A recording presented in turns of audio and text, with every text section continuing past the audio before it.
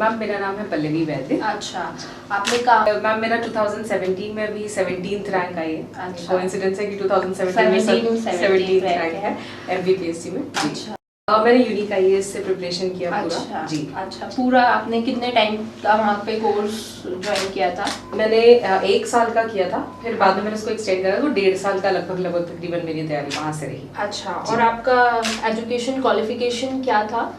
Ma'am मैंने पहले BSc किया था। अच्छा। और फिर उसके बाद मैं MBA किया मैंने गुड़गांव से। हाँ हाँ। उसके बाद फिर मैंने MSc किया अच्छा। जॉब करते करते। हाँ हाँ। और फिर उसके बाद मैंने यहाँ प्रिपरेशन चालू कर दी थी। अच्छा, आपकी फैमिली बैकग्राउंड में कोई था क्या इस फील्ड से? नहीं, मेरे फैमिली बैकग्राउंड में कोई नहीं से। अच्छा। तो गाइड किया था और मैंने सर के इंस्ट्रक्शंस बिल्कुल ब्लाइंडली फॉलो किए। जैसा सर कहते गए कि पढ़ते जाओ, पढ़ने के साथ में सॉल्व करो, पेपर्स भी सॉल्व करो और भी देखो, मतलब सब करते जाओ और भी सोर्सेस से पढ़ो और जो नोट्स दिए हैं उसको बहुत थरोली याद करो, मतलब थरोली उसको अच्छे से पढ़ो समझ के। तो वो मैंने उन सारे इंस्ट्रक्शंस को फॉलो किया।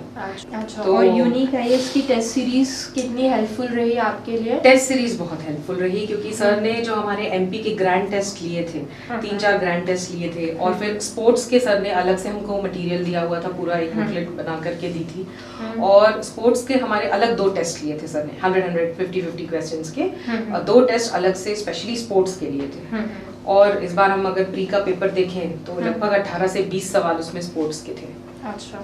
तो और आपने ये इंटरव्यू भी, गाइडेंस की भी प्रिपरेशन यहीं से करी है? सर से मॉक सेशंस लिए थे? जी जी जी, मैंने सर से लिए थे मॉक सेशंस। और सर ने आपको, गौरव सर ने आपको क्या टिप्स दिया था और वो क्या आगे आपको इंटरव्यू में हेल्पफुल रही, वो भी आप बताइए। बिल्कुल, सर ने मुझे कहा था कि इंटरव्यू में हमेशा आपको सच बोलना है। इंटरव्यू में आपको कभी कहीं से ऐसे फेकोलॉजी नहीं करनी है कि कुछ ऐसा फेक दिया या कुछ ऐसा जो नहीं आ रहा उसमें आप सॉरी बोलिए। सर ने बेसिक से प्रिपरेशन चालू की थी। जो मेरा पर्सनल इन्फॉर्मेशन फॉर्म था तो सर ने कहा कि उसको वैसा ही भर के लाओ।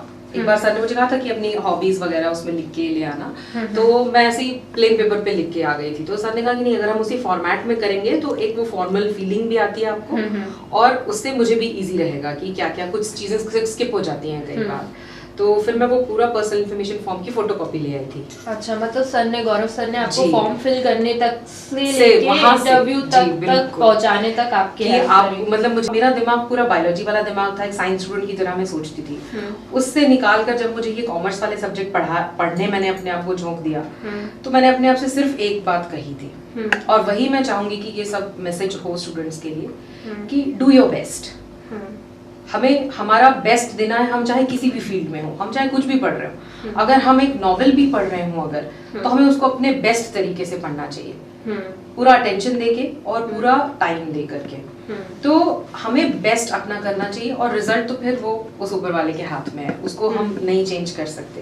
तो लेकिन जो आप जिसमें आप बिल्कुल कमांड हो, जिसमें आपका वो हॉबी आपको लिखनी, तो वहाँ हॉबीज से लेकर तो सारा कुछ सर ने मेरा फॉर्म फिल करवाया और उसके बाद उस पर प्रिपरेशन कराई कि मतलब एक एक चीज की, आप भोपाल से हो तो भोपाल के बारे में आपको बेसिक नॉलेज होना चाहिए, भोपाल की ज्योग्राफी, भोपाल की हिस्ट्री, जो नवाब का रूल है वो, मेरी तहसील जैसे मैं जहाँ रहती हूँ वो हुजूर है, तो सर ने यहाँ तक कि इस तहसील का नाम हुजूर क्यों है, क्यों आप बैरस या दूसरी तहसील है या जो भी तहसीलें होती है तो आपकी तहसील का नाम हुजूर ही क्यों है। तो यहाँ से प्रिपरेशन मेरी स्टार्ट हुई।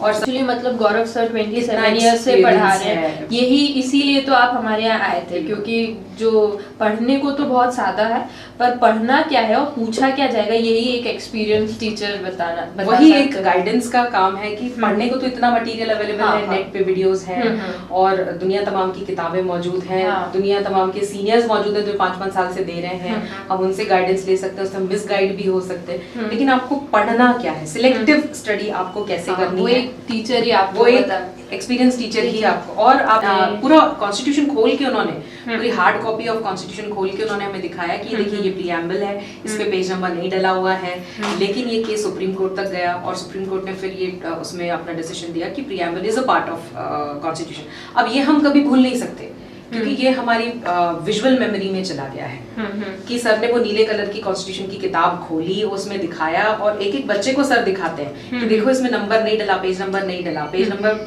1 डला है प्रीएम्बल के बाद से। तो वो और पूरा समझ में आता है फिर इधर साइड कौन सी लैंग्वेज में लिखा है, लेफ्ट हैंड साइड और राइट हैंड साइड वाले पेज पे कौन सी लैंग्वेज में लिखा है। तो अगर वो भी कोई पूछ ले हमसे तो हम बता देंगे कि कहाँ लिखा है और कैसा लिखा है, उसका फॉन्ट कैसा है, क्योंकि सर ने वो पूरा जो ओरिजिनल कॉन्स्टिट्यूशन है वो हमें दिखाया है क्लास में एक एक बच्चे को, और इसलिए हम ये कभी भूल नहीं सकते।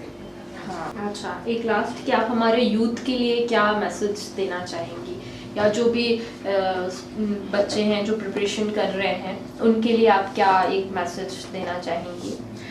मैसेज यही है कि हमें हमेशा पॉजिटिव रहना चाहिए, हमें और हमें अपनी लड़ाई कभी हारनी नहीं चाहिए। मतलब हार भी जाएं हम कोई बात नहीं बेशक, लेकिन हमें हार माननी नहीं चाहिए। हार जाने में और हार मानने में बहुत फर्क होता है। तो हार हम बेशक 1000 बार जाएं, लेकिन हमें हार माननी नहीं चाहिए। और सबसे बड़ी बात यह है कि सफलता एक दिन में नहीं मिलती है, पर एक दिन जरूर मिलती है। Very good.